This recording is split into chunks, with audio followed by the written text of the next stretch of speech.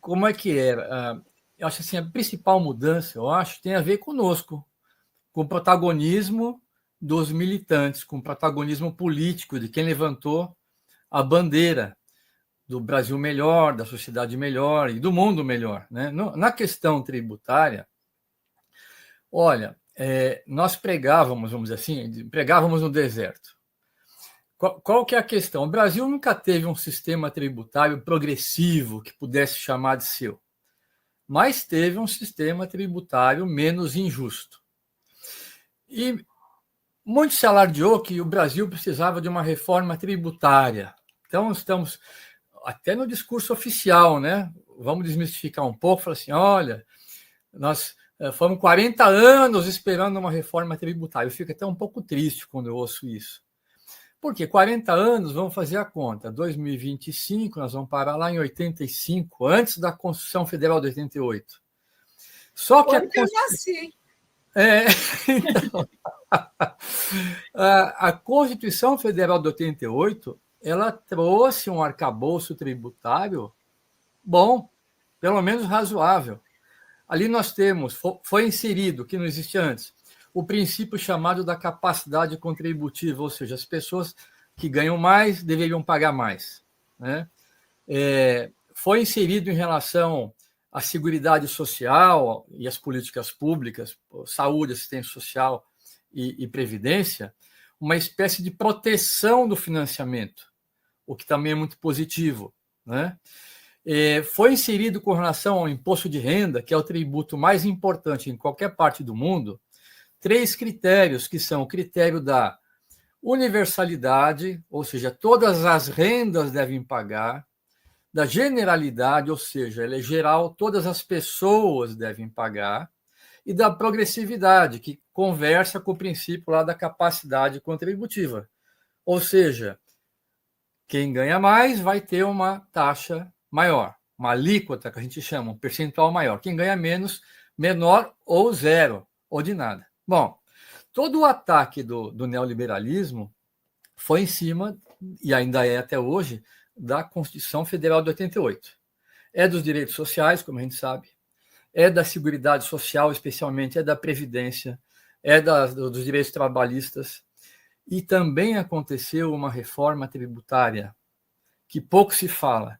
Então, essa história de que nós estamos há 40 anos esperando uma reforma, sim. Olha, mesmo nosso pessoal da esquerda, mesmo que eu gosto, acertando o nosso ministro Haddad agora, mas ele tem que voltar lá, ver essa história. Houve uma reforma silenciosa nos anos 90. E o embaixador Samuel Pinheiro Guimarães, saudoso, né, que foi muito importante nos primeiros governos do Lula, pediram para ele resumir o governo Fernando Henrique Cardoso, caracterizar o governo. E ele resumiu numa frase. Ele tirou o imposto dos ricos. Foi assim que ele disse. E é verdade. Porque no primeiro ano de governo, Fernando Henrique instituiu 2 formas de aliviar o imposto dos ricos. A isenção sobre os lucros e dividendos distribuídos para as empresas, sejam elas pessoas físicas ou jurídicas, sejam elas sediadas no Brasil ou no exterior. É por isso que não tem imposto sobre a remessa de lucro. E o juro de capital próprio, que é um pouco mais difícil de explicar, mas é ainda mais vantajoso. São 2 formas. E a partir disso, eles começaram a compensar, já que você tirou do andar de cima, quem que vai pagar essa conta? O andar de baixo e a classe média. Aí veio uma sobrecarga de impostos sobre os assalariados e veio uma elevação de tributação assim continuada sobre o consumo. E aí, como os mais pobres consomem mais, eles são mais penalizados. Então, essa reforma sobre o consumo que aconteceu agora, né, na verdade, ela não precisaria, talvez, ter essa dimensão. Aliás, ela não alivia nada no consumo, a gente pode falar disso, ela vai aliviar, a conta vai mais ou menos ficar 0 a 0, mas houve essa reforma silenciosa. Silenciosa, essa expressão é do próprio secretário da Receita Federal da época, ele se gabava disso. Uma reforma que passou sem a gente perceber. E nós ficamos, vamos dizer assim, de 95 até 2015, né? Os especialistas do movimento sindical, que era o nosso caso, falavam disso, isso não tinha repercussão na sociedade, porque o movimento social popular, o campo democrático, ele adotou a linha da menor resistência. Vamos arrecadar, não vamos olhar, não importa muito se esse sistema, ele tem justiça, né? Nós vamos conseguir distribuir isso via gasto social. Esse modelo se esgotou e nós vimos disso, e o marco disso foi o golpe contra a presidenta Dilma. Então, assim, o que mudou de lá para cá é que agora nós conseguimos... Hã? Não, desculpa, pode terminar. Não, eu acho que o que mudou fundamentalmente é que a nossa discussão entrou. Hoje você fala tributar os super ricos, todo mundo sabe o que é. A questão tributária ganhou relevância. E em outros países, os países da social-democracia e tal, eles já tinham relevância. A gente sempre gosta de citar o Noam Chomsky, né?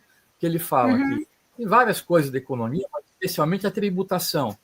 Ela é um instrumento de concentração de renda, riqueza e poder. Com poder se concentra mais renda e mais riqueza, e mais poder. Ela poderia ser o contrário, como foi na época da social-democracia, desconcentrar renda, riqueza e aí distribuir melhor o poder. É muito bom a gente escutar que a gente avançou, né, no debate da pauta, porque de fato é um tema que a gente é pouco... Não é ensinado nas escolas, né, Paulo? A gente não discute na calçada com os amigos. Então, é bom saber que a gente pode comemorar esse avanço no debate, mesmo que a gente ainda tenha lutas pela frente, porque é isso que você falou, né? A reforma primeira, essa que você citou do governo Fernando Henrique, ela não foi silenciosa por acaso, né? Era para aproveitar esse vácuo aí de debate sobre o tema na sociedade.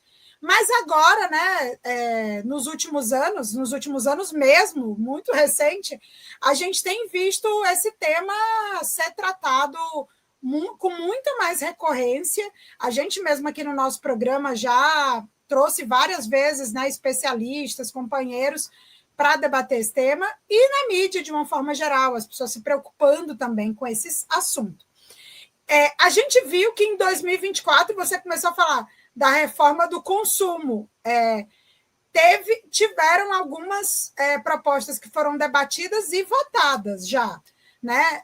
Eu queria que tu falasse para a gente o que já passou, o que já foi aprovado e votado. E aí, na sequência, eu queria que a gente falasse do que ainda está em debate e que ainda a gente precisa se mobilizar para garantir. Mas, primeiro, queria que tu explicasse para a gente aí de 2022, né, até agora, o que já foi aprovado e qual o impacto disso. Pois é. As classes dominantes, elas se apropriam do nosso discurso, né? Do pouquinho que a gente desenvolve. Então, todos reconheceram que a tributação sobre o consumo era elevada. E diziam assim... Quando você fala tributação sobre o consumo, explica para a gente que quando a gente vai comprar uma coisa... por me cutucar, isso mesmo, tem que explicar melhor.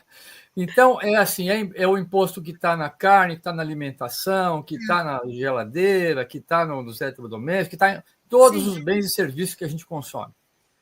Tinha um estudo que falava o seguinte, que quem ganhava até um salário mínimo e meio é mais do que 100%. Como que consome mais do que 100%? Porque se endivida, porque é prestado, enfim. Então, você imagina que a carga tributária sobre o consumo, quando ela é elevada, e no Brasil ela está em torno, se você pegar um critério rigoroso, o que nós fazemos no JF, né, no Instituto de Justiça Fiscal, ela está em quase 60%. Pelos dados da Receita, da OCDE, vai ter um percentual um pouco menor, porque eles não consideram que alguns tributos também vão parar nos preços. Por exemplo, a contribuição previdenciária do empregador, para dar um exemplo, vai parar nos preços. Tributação de imposto de renda sobre o faturamento e não sobre o lucro, vai parar nos preços. Então, tem 60%. Então, diz assim, o Brasil tem uma tributação injusta porque tem uma alta penalização de tributo sobre o consumo. Isso é verdadeiro, mas é mais verdadeiro se a gente disser o seguinte: o Brasil tem uma tributação injusta porque os ricos não pagam imposto. Como eu falei, em 95 eles pararam de pagar imposto e foi descarregado para o consumo. Né? Então, o que aconteceu agora no começo do governo Lula? nós escrevemos, defendemos que viesse primeiro a reforma da tributação da renda, para voltar a cobrar dos super ricos, e aí depois fazer a reforma da tributação sobre o consumo, reduzindo os impostos sobre o consumo, né? Infelizmente, prevaleceu a pauta empresarial e veio a reforma sobre o consumo, que ela é chamada de neutra. Neutra quer dizer assim... Bom, o Weber falava que neutro é aquele que escolheu o lado dos mais fortes. Tem os silenciosos, tem os neutros, né? Estão tudo junto, assim. A gente já sabe que neutro, em geral, quem é neutro está do lado dos mais fortes, né? Então, foi neutra. Ela foi neutra do ponto de vista político e é para ser neutra na arrecadação, né?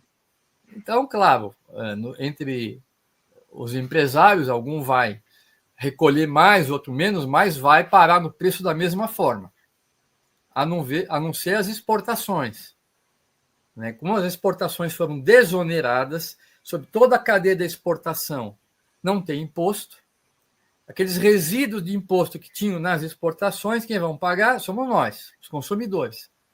Então, desse ponto de vista, ela não é neutra, vai haver uma redistribuição da carga entre os segmentos sociais, apesar de ter devolução para os mais pobres, bom, enfim. Então, puseram em andamento essa reforma. Em paralelo a isso, e foi aprovada, quem mais ganhou foi o setor exportador. Que é o agronegócio, né? O agronegócio foi o que mais ganhou. Tem, inclusive, uma cláusula de limitação da tributação, caso ela viesse a ocorrer. E nessa situação que ela foi aprovada, ela não vai ocorrer. Bom, houve medidas positivas do ministro da Fazenda também, né, do Ministério da Fazenda. A primeira foi reinstituir o voto de qualidade no CARF. O que é CARF? CARF é um tribunal administrativo onde são julgadas as multas da Receita Federal. Então, ali tem um estoque de multas de mais ou menos R$1 trilhão. O problema é que as turmas que julgam, cada turma julgadora tem 4 representantes da Fazenda Pública e 4 representantes dos empresários, das confederações. Isso é um absurdo. É só no Brasil que existe, mas era assim. E o voto de desempate era da Fazenda. Então, quando tinha uma questão, aqueles autos de fração de bilhões, dava 4-4. Né? Tirou o voto de qualidade na época do Bolsonaro, e aí, no caso de sem voto de qualidade, o empate favorecia as empresas, as grandes empresas. O Haddad, a muito custo, conseguiu retornar isso. O custo foi alto, mas conseguiu voltar à qualidade. E conseguiu tributar os fundos dos bilionários, fundos que a gente nem sabia que existiam, né? Onde os bilionários aplicavam. Então, isso foram pequenos avanços, mas que a população não tomou muito conhecimento, mas é preciso reconhecer isso. Então, esses foram os avanços do governo Lula. Isso foi até 2024, mas agora em 2025, a gente viu, agora em março, que o Lula enviou para o Congresso a proposta de isenção total do imposto de renda da pessoa física, né? E aí, aqui diferenciando, o Paulo falou em imposto sobre o consumo, que é esse das compras, e da renda, o imposto de renda, que é esse do salário, dos lucros, dos dividendos, aqui que ele estava falando para a gente. Então, para quem ganha até R$5 mil, seria zerado o imposto, e também uma proposta de tributação adicional para o andar de cima, como você falou, os que ganham mais de R$50 mil por mês. Eu queria que tu falasse um pouco mais sobre, né, o que é essa proposta, como que ela impacta a nossa economia, a nossa vida, e se a gente tem, né, tem que apoiar ela, o que a gente tem que reforçar, porque eu imagino que vai ser uma grande disputa para aprová-la, né? Sem dúvida. Nós da esquerda somos meio ranzinzas, às vezes. Lula dizia isso, né? A gente quer a perfeição. Na verdade, tem coisa que a correlação de forças existe. Tem alguns terraplanistas, mesmo na esquerda, que acham que não, mas ela existe. A questão é aferi-la, né? Então, assim, dentro desse contexto, considerando uma correlação de forças extremamente desfavorável no Congresso, e o histórico de falta de ousadia do começo do governo, porque isso repercutiu, né? A falta de margem, que diminui a margem do governo ter feito a reforma da renda depois da reforma sobre o consumo, nós do Instituto Justiça Fiscal achamos que nós temos que apoiar. Porque quais são os méritos da proposta? Né? Apesar de ela ser uma proposta muito tímida, no que diz respeito ao andar de cima, a proposta coloca a questão. Né? Então, e é uma proposta inteligente, porque ela vai trabalhar com um conceito que a gente chama de alíquota efetiva. O que é alíquota efetiva? É o percentual de verdade pelo qual as pessoas e as empresas pagam imposto. Então, a lei está falando lá que a empresa paga 25% de imposto de renda, pode pagar, né? E mais 9% de contribuição social, dá 34%. Né? Mas a alíquota efetiva, a hora que ela faz os ajustes de lucro fiscal, às vezes ela está pagando 17%. Às vezes não teve lucro, não paga nada. Na pessoa física é a mesma coisa. Quando a gente faz as deduções, nunca o que nós vamos pagar de imposto é um percentual igual ao que está na tabela do imposto de renda. Ele vai ser sempre um pouco menor. Então o governo diz assim, olha, acima desse teto, entre 50 mil por mês é uma situação, acima de 1 milhão por ano é uma outra. Então vamos pegar 1 milhão por ano. E essas pessoas vão pagar pelo menos 10% de imposto. Vai somar tudo que elas receberam, lucros e dividendos, inclusive, só não vai pegar aplicações financeiras, pelo que nós entendemos, mas vai pegar, se receber alguma coisa de salário, provavelmente não vai ser empresário, né? Bom, para o labore e tal, vai colocar, ela não pagou, então vai pagar 10%. 10% aqui é uma alíquota parecida com a de um professor universitário. Alíquota efetiva. Sim. Por baixo? Por baixo ainda. Porém, vocês estamos vendo todos e todas qual vai ser a resistência. Nem esse pouquinho os super ricos querem. Os mercados não querem. Então, de um lado, assim, o governo deixou claro, para aliviar quem ganha até 5 mil, na verdade até 7 mil. E, na verdade, Tereza, e quem está ouvindo, vai um pouco além. Né? O governo fez um cálculo assim, de uma pessoa que não teria nenhum desconto de dedução. Né? Ainda vai finalizar a proposta, mas assim, vai abranger. Então, eles estão falando em, se eu não estou enganado agora, 25 milhões de pessoas. Não são 10 milhões, mas aqui já tinha um tanto que foi beneficiado nas correções anteriores. Né? Então, seriam 25 aí ao longo do governo. Né? E vai injetar na economia, estão falando um custo de 24 bi, quer dizer, as pessoas deixam de pagar 24 bilhões, isso quando vem para a economia se transforma e se multiplica, porque a roda da economia gira, que também os governos estaduais e municipais com mais consumo vão arrecadar mais, vão poder investir mais, vão poder dar aumento para servidores, então é virtuoso para a economia. E a contrapartida é que os ricos paguem um pouquinho. Então, quer dizer, pela primeira vez, eu digo primeira vez, acho que desde que eu sou nascido, você falou que é de 2000. Eu também não lembro. Quando eu era pequenininho, o Jânio renunciou, né? Não vou entregar a minha idade, mas minha mãe estava sozinha em casa, ela foi lá e falou, filhinho, o Jânio renunciou. Então, e antes do Jânio, nós tivemos uma alíquota de imposto de renda do João Goulart, né? Depois do Jânio, né? De 65%. Nossa. Então, provavelmente, lá atrás, já tinha uma percepção maior, uma alíquota máxima de justiça fiscal. Nós perdemos isso. Sim. A ditadura militar praticou uma alíquota efetiva, mas não tinha essa discussão que os mais ricos têm que pagar nos mais pobres. E agora nós estamos, depois, vamos pegar de 88 para cá, vai? Esses 40 anos que o pessoal gosta de falar, 85 para cá. Essa discussão está posta, né? Ou seja, nós estávamos pagando a conta dos mais ricos. A gente começa a discutir e inverter isso. Muito obrigada, Paulo. Acho que, né, para quem está aqui acompanhando a gente, seja na TV ou no rádio, podcast, acho que esse primeiro momento, né, diz exatamente em que momento a gente está na luta por essa justiça fiscal, que não só nós estamos lutando, mas que tantos aí lutaram antes de nós e nos ensinam agora aqui também, compartilha a tarefa de construir esse caminho. E aí, retomando esse ponto, você falou que na década de 90 até 2015, a gente tinha muita dificuldade de debater esse assunto com a sociedade brasileira. É isso, é um assunto que também tem vários mitos, né, que envolvem ele. O mito de que a gente paga muito imposto, o mito de que os impostos são mal utilizados, são mal aplicados, o discurso da corrupção, da austeridade, enfim. Hoje, quais são os desafios e quais são as iniciativas que o IJF, o Projeto Brasil Popular, enfim, esse campo democrático popular, tem para ampliar esse debate com a sociedade, porque daí todo mundo que está assistindo aqui com a gente sai com a tarefa de conhecer essas iniciativas e contribuir para elas também, né? Eu diria assim, do ponto de vista prático, né, para a gente fortalecer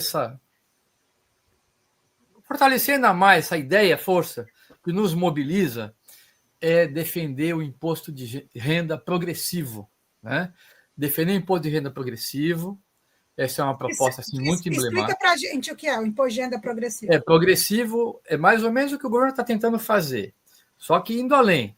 Então, os que ganham pouco não pagam nada, classe média começa a pagar um pouquinho, e essa alíquota vai se elevando até chegar a uma alíquota forte nos super ricos. Uhum. Eu já falei isso num programa nosso lá antigamente, né? Há muitos anos. No Reino Unido, teve alíquota de 98%, alíquota marginal, alíquota superior. Eu não estou dizendo que a gente tem que propor isso, né? Sim. Mas nós temos que ter um imposto de renda combinado com o imposto sobre grandes fortunas, com o imposto sobre herança, que sejam suficientes para neutralizar a desigualdade, né? Que é indecente e que é crescente. Então, acho que esse é o nosso desafio. E, para isso, fazer com que, primeiro, o movimento popular social organizado se aproprie do tema, né? Por isso que tem muito valor a iniciativa do Projeto Brasil Popular, né? Não é só nesse tema, em muitos temas importantes também, mas esse tema ele tem uma importância fundamental também, dos partidos de esquerda, né? Que ainda precisam acordar, levar uma chacoalhada também para encampar isso, né? Eu acho que esse é o desafio, Tereza, nosso desafio político. E fala para a gente das iniciativas também. Vocês do IJF, do movimento, têm iniciativas, né, de cartoon, tem a iniciativa do plebiscito, que o João Pedro já teve aqui e falou com a gente, mas retoma isso para o pessoal que está acompanhando a gente. Quais as dicas? Lá no Instituto de Justiça Fiscal, as pessoas podem visitar nossa página. Além dos vários estudos, vão encontrar a campanha Tributar os Super Ricos, que conta com dezenas de entidades, né? Nós estamos na coordenação junto com outras entidades, mas muitas entidades do movimento sindical e do movimento popular. E que tem além do mais, né, tem a tirinha da Niara, que sai todas as sextas-feiras. E a Niara é uma personagem, né, uma menina negra, é a nossa Mafalda, vamos dizer assim, é a Mafalda brasileira, pensada pelo cartunista Aroeira. Olha aí, a Niara, né? Já tem 3 cartilhas anuais com as tirinhas da Niara, né? E é um orgulho a gente ter. E a Niara, ela está enfrentando o super rico o tempo todo, né? Vale a pena consultar. Essa é a principal iniciativa, tem outra, nós temos à disposição sempre para curso de formação, para iniciativa de educação fiscal, que tem parceria com algumas universidades, enfim. Só para o pessoal acessar, é www.ijf.org.br, gente. E também tem o @ Tributar os Super Ricos lá no Instagram também, que tem um material muito legal. Desculpa, o MST está na campanha. O MST está na campanha. E com participação destacada. Isso aí. E sobre o plebiscito, recado final?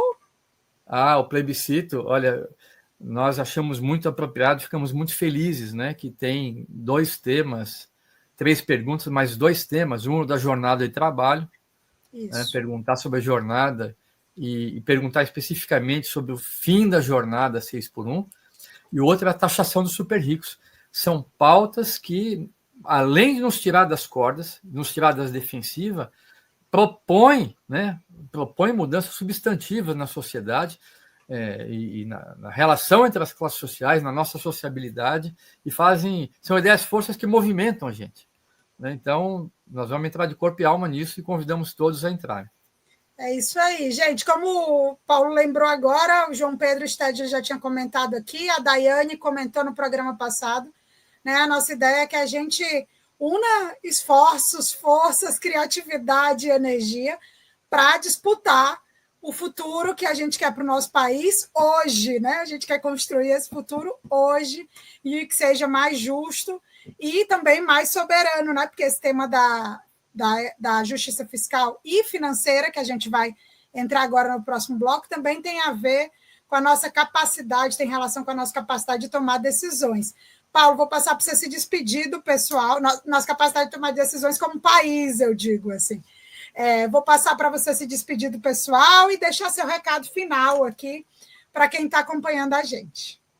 Eu quero agradecer muito, Tereza, agradecer àqueles que coordenam o Projeto Brasil Popular, agradecer o 247, ao Brasil de Fato, o pessoal do podcast, né, a Karina, que tá ajudando, e deixar uma mensagem assim de muito ânimo com a perspectiva de luta. É com isso que a gente tem que ter ânimo, né? Avante!